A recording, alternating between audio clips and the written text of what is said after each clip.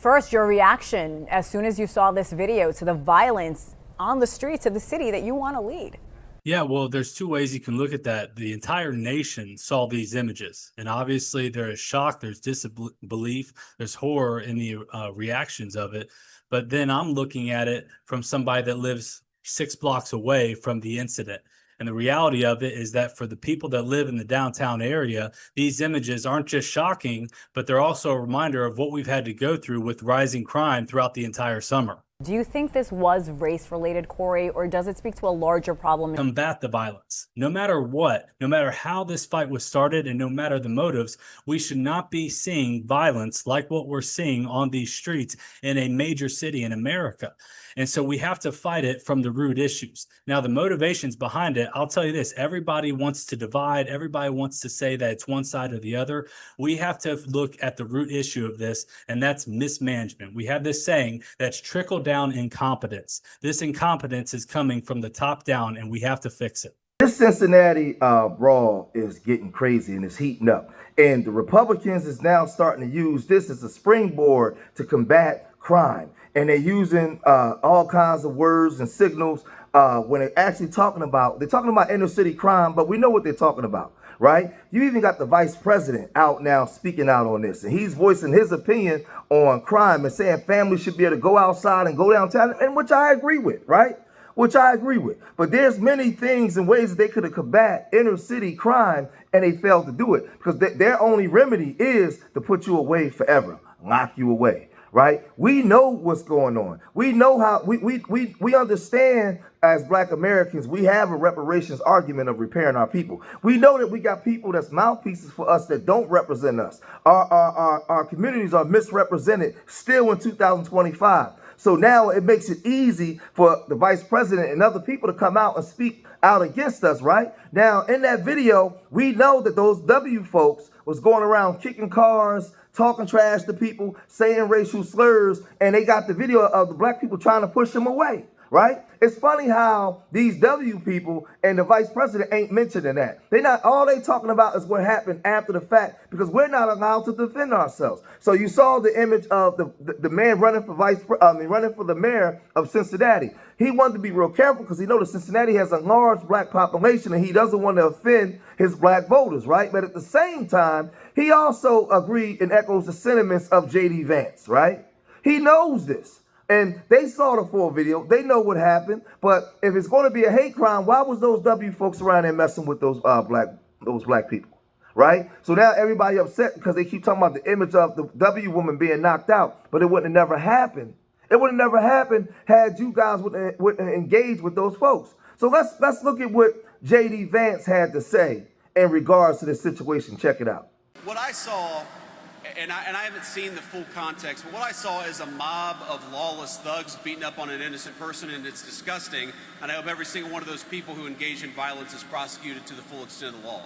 And they will be. They will be so long as law enforcement in the state of Ohio takes their job seriously. I know Dave Yost cares a lot about these things.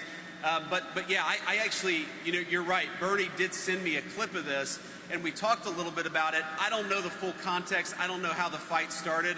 But the one part that I saw that was really gruesome is you had a grown man who sucker punched a middle-aged woman. And where I come from, at least, when you have a grown man who sucker punches a middle-aged woman, that person ought to go to jail for a very long time. And frankly, he's lucky there weren't some better people around because they would have handled it themselves. But if they're not going to handle it, the cops in Cincinnati, the law enforcement, you've got to prosecute people. We've had way too much lawlessness on the streets of great American cities. How many of you all have wanted to go to downtown Akron or downtown Canton or downtown Columbus for a meal, but you're worried because the local authorities in these big cities have allowed lawlessness to run wild? We have got to make great American cities safe again for families and children. If you want to take your wife or your children out for a meal, you shouldn't be worried about street violence, and the only way to destroy that street violence is to take the thugs who engage in that violence and throw their ass in prison. Let's look at what the police chief and the news also said about this incident. Check it out. 5 people are now facing charges, and really that may just be the beginning. This all coming after the brawl on 4th Street downtown that happened early Saturday morning. Cincinnati Police Chief Teresa Thigi has a lot to say about what happened and the people who were there. We have team coverage tonight, beginning with Paige Barnes, who is live at police headquarters in the West End. Paige.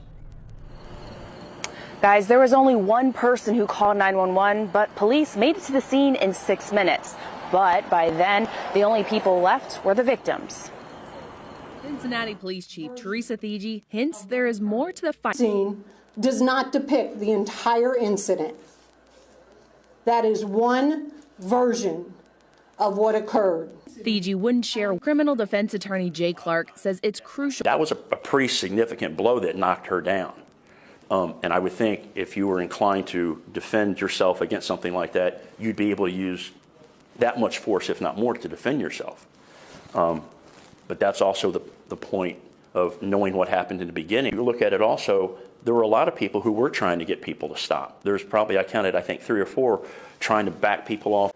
Who put their hands on another individual during this incident in an attempt to cause harm will face consequences. I don't care which side of the incident or the fight they were on. Thigi says the street crime task force was out until 2 a.m. and the fight broke out at 3. Live outside police headquarters, Paige Barnes, Local 12 News.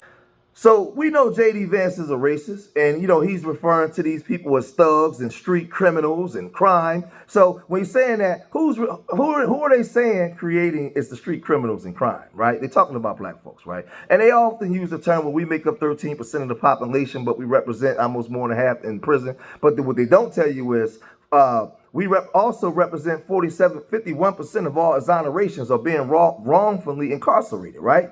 So it's actually more W folks and Latinos in prison than us, right? Or that should be there.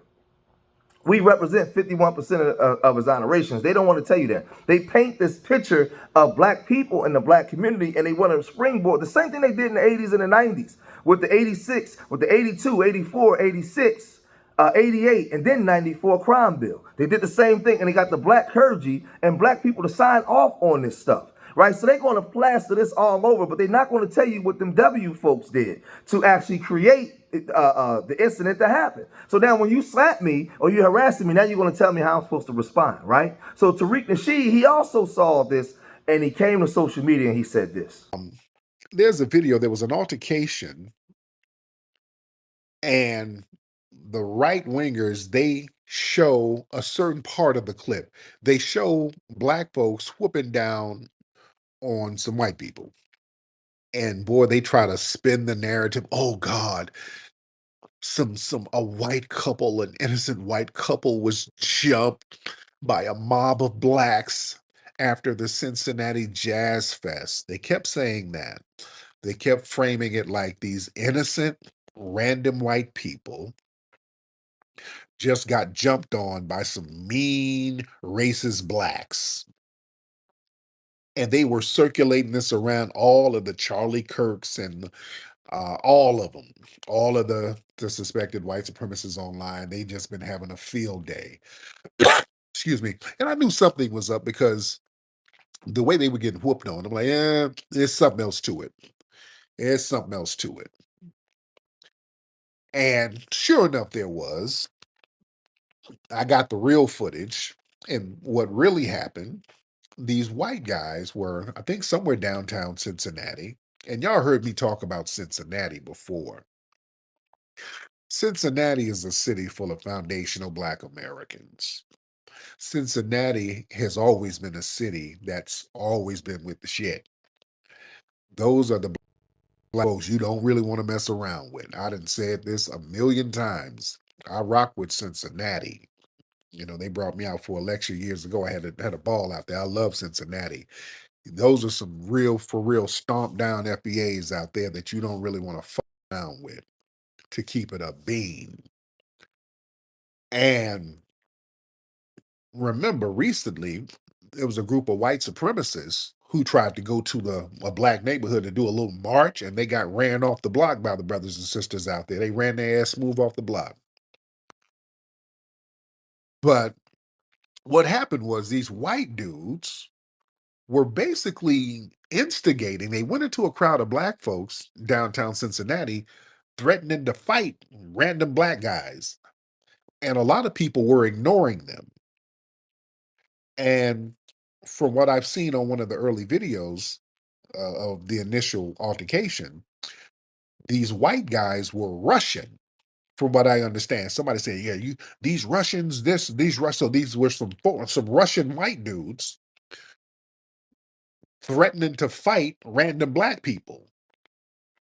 From what I've seen, the black people kind of ignored them, like, these white people are crazy.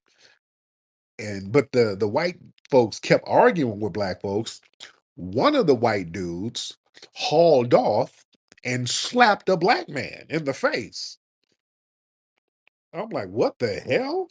So you know where that shit went. They mobbed down on all of them. They beat the brakes off these white people. They stomped them. And when I saw that, I'm like, what in the world would make a white person think they're going to slap a black person in Cincinnati around other black people? I'm like, what in the world made them think that was going to be a good idea? And when they said that the guys were Russian, I said, oh, okay, that kind of makes sense. They didn't know. See, those Russians, they're allegedly Russians. Yeah, that's why I'm like, what the made them think that was going to work out? Some ain't adding up. Were the white people on crack? What made them think you going to slap a black person in Cincinnati and walk away cool? Those Russian dudes, they're probably used to dealing with the Africans in Russia. You know, the African immigrants who go over to Russia and the Ukraine. They probably thought we were like that, where they can kind of run up on the African. And I'm not trying to denigrate the Africans. I'm not trying to beat up on you. I'm not trying to beat up on you. I'm not. But the Russians are probably used to doing that shit to Africans in Russia. You push them around and smack them around and they don't say nothing. And they, hey, nigga, stop it. Dude, y'all better let folks know we different. This is what we're trying to tell your ass. We are different. We're trying to tell you we are different. We're not saying better, worse, whatever. We different. Don't get that shit twisted. They lucky you just got a goddamn ass whooping. Around like that. You don't slap no black person around other black people. What is wrong with these folks?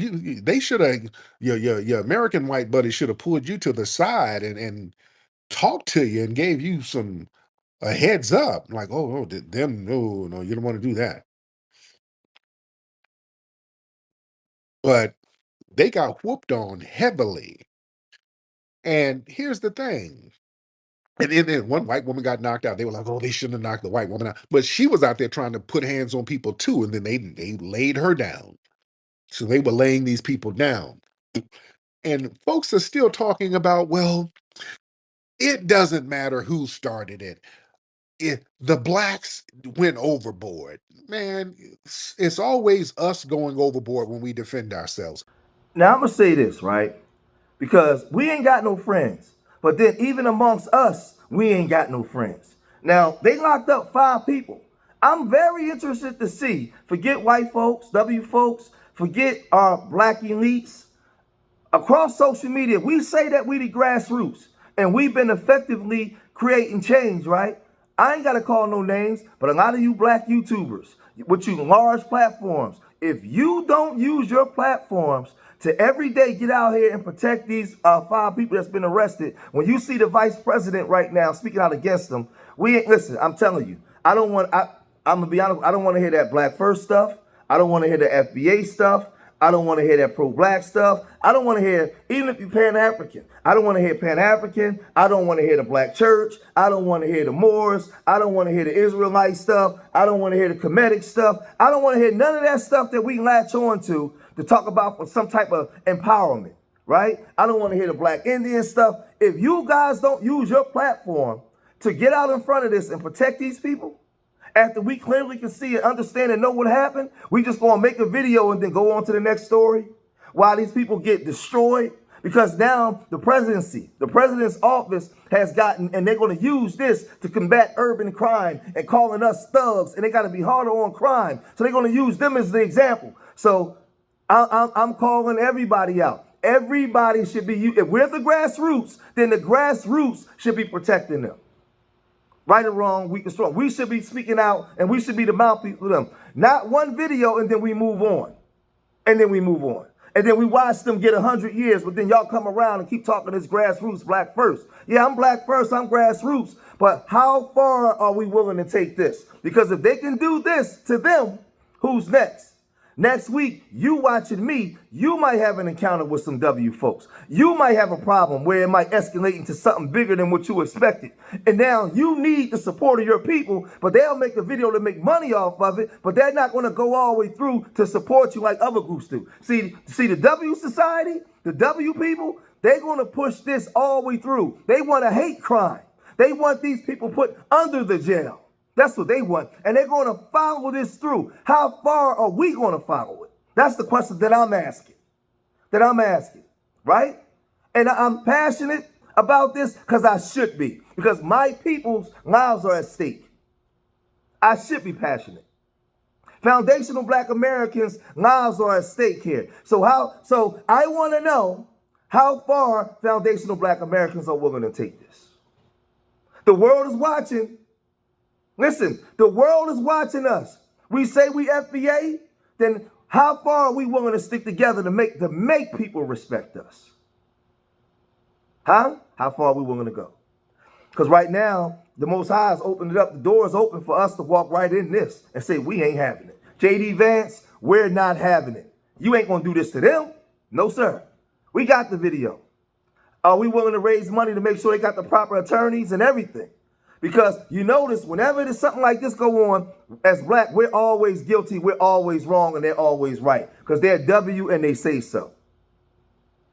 So I'm asking, how far are we willing to go? Is this just going to be a video we're going to make and we're going to move on? Or are we going to have a conversation? Ball's in our court. So I'm going to cut this video short here. If you made it this far in the video, hit that like button. Subscribe to Street Media TV. Leave your comments in the comment section. Let me know what you guys think. Remember, I love y'all. Till the next time. Peace.